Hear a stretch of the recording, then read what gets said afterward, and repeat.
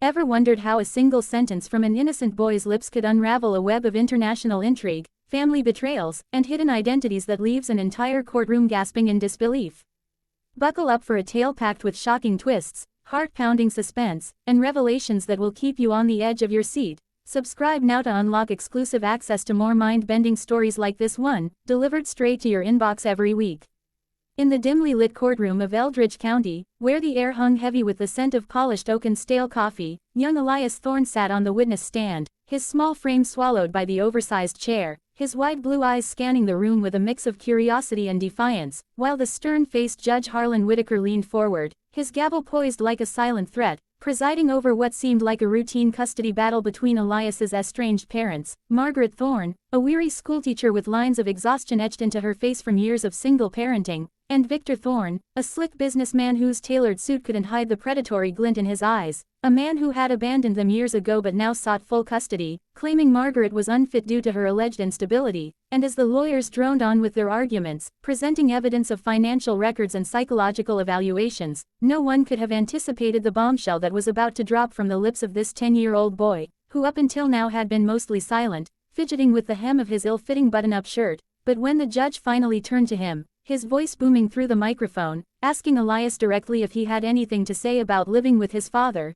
the boy straightened up, cleared his throat with surprising poise, and uttered the words that would change everything. "I can speak 7 languages," leaving the judge stunned, his bushy eyebrows shooting up as the courtroom fell into a hushed silence, broken only by the faint rustle of papers from the bailiff, and Margaret's sharp intake of breath, her hand flying to her mouth as if to stifle a secret long buried, while Victor's face paled, his confident smirk evaporating like mist in the morning sun, for this was no mere childish boast, no exaggeration from a kid trying to impress adults, but the key to unlocking a labyrinth of deception that stretched back to Elias's birth, a story that began not in the quiet suburbs of Eldridge but in the shadowy underbelly of global espionage, where Victor Thorne wasn't just a businessman but a covert operative for an international syndicate known only as the Veil, a network of spies and smugglers dealing in stolen artifacts and classified information, and Margaret, far from the helpless teacher she portrayed, had once been his partner in crime, a linguist extraordinaire fluent in multiple tongues, recruited during her college days for her prodigious talent in decoding ancient texts and modern ciphers. But when she discovered she was pregnant with Elias, she fled the life, faking her own disappearance and assuming a new identity in Eldridge, vowing to raise her son away from the dangers of that world. Yet unbeknownst to her, Victor had been searching for them ever since, not out of paternal love but because Elias, conceived during a mission in Geneva where Margaret had been exposed to experimental neural enhancers designed to boost linguistic abilities, had inherited an amplified version of her gifts, making him a potential asset worth millions to the Veil. And as the judge recovered from his initial shock, stammering out a question about what languages Elias meant, the boy began to list them effortlessly: English, Spanish, Mandarin,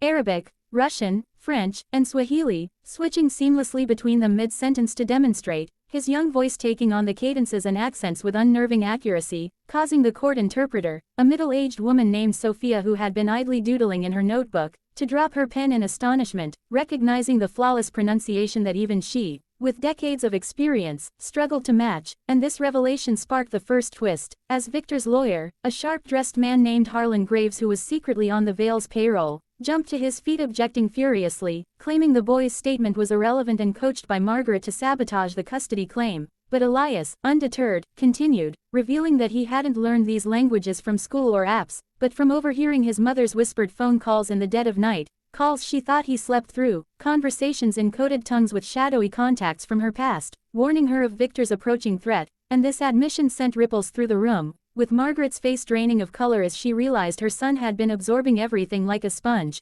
his enhanced brain wiring allowing him to intuitively grasp linguistics without formal study, a side effect of those experimental drugs that Victor had insisted she take during the pregnancy to ensure the child's potential, a decision she now regretted deeply. And as the judge ordered a recess to process this bombshell, the story delved deeper into the family's fractured history, flashing back to Margaret's recruitment by the Veil during a linguistics conference in Paris, where Victor, posing as a charming academic, seduced her with promises of adventure and intellectual pursuits, drawing her into missions that involved translating stolen scrolls from Egyptian tombs, deciphering encrypted messages from North Korean defectors, and negotiating black market deals in bustling markets of Istanbul, all while she honed her skills in 7 languages, the very ones Elias now claimed. But the turning point came during a botched operation in Moscow, where Victor double-crossed a partner, leading to a shootout that left Margaret wounded and questioning everything, especially when she learned of her pregnancy, prompting her escape with forged documents and a small fortune skimmed from the Vale's coffers, settling in Eldridge under a new name, teaching elementary French to keep her skills sharp without drawing attention. But Victor, relentless in his pursuit, had hired private investigators over the years, piecing together clues until he located them, filing for custody not to be a father but to reclaim Elias as a tool for the syndicate, planning to train him as the ultimate codebreaker, capable of infiltrating any network with his polyglot abilities. And back in the courtroom, as proceedings resumed, the second twist unfolded when Elias, prompted by the judge to explain how his languages related to the custody battle, revealed a hidden recording on a thumb drive tucked in his pocket, a device Margaret had given him for emergencies, containing audio of Victor's late-night visits to their home, speaking in Russian to unknown callers about retrieving the asset and eliminating obstacles, phrases Elias translated on the spot for the court, his voice steady as he exposed his father's true intentions, causing Victor to lunge forward in rage, only to be restrained by the bailiff, while the judge called for the evidence to be played, the room filling with Victor's incriminating words, laced with threats and plots. But just as the case seemed to swing in Margaret's favor, the third twist hit like a thunderclap when Sophia the interpreter stood up,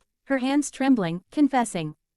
that she too was part of the Vale, sent to monitor the trial and silence any leaks, and in a desperate bid, she pulled a concealed vial from her bag, hurling it toward the witness stand in an attempt to deploy a neural toxin that would scramble Elias's memories. But the boy, with reflexes sharpened by years of secret training from Margaret, who had taught him basic self-defense disguised as games, dodged it nimbly, the vial shattering harmlessly on the floor as security swarmed in, subduing Sophia amid chaos. And this escalation drew in federal agents who had been tipped off anonymously by Margaret's old contacts, bursting into the courtroom with warrants for Victor and his associates, revealing that the Vale had been under investigation for months, with Elias's abilities now positioning him as a key witness in a larger takedown. But the deepest twist came when Elias, in the aftermath, confessed to the judge in private that he actually spoke 8 languages, the 7th being a fabricated one to test loyalties. But wait, no, he clarified with a sly smile. The 8th was Esperanto, learned from online forums in secret, symbolizing his hope for a unified world free from his parents' shadows. And as the family reconciled under protective custody, Margaret vowing to nurture his gifts for good, perhaps in academia or diplomacy, the judge, still stunned, granted her full custody, admonishing Victor, who was led away in handcuffs, his empire crumbling, and Elias, the boy who stunned the world with 7 languages, walked out into a new life, his words echoing as a reminder that sometimes, the smallest voices hold the greatest power. But the story didn't end there, for in the weeks that followed, Elias began receiving mysterious letters in ancient Greek, a language he hadn't listed, hinting at a deeper lineage, perhaps a grandmother who was the true founder of the Vale, pulling strings from afar, setting up a potential sequel of Inheritance and Choice, where Elias must decide between embracing his heritage or forging his own path,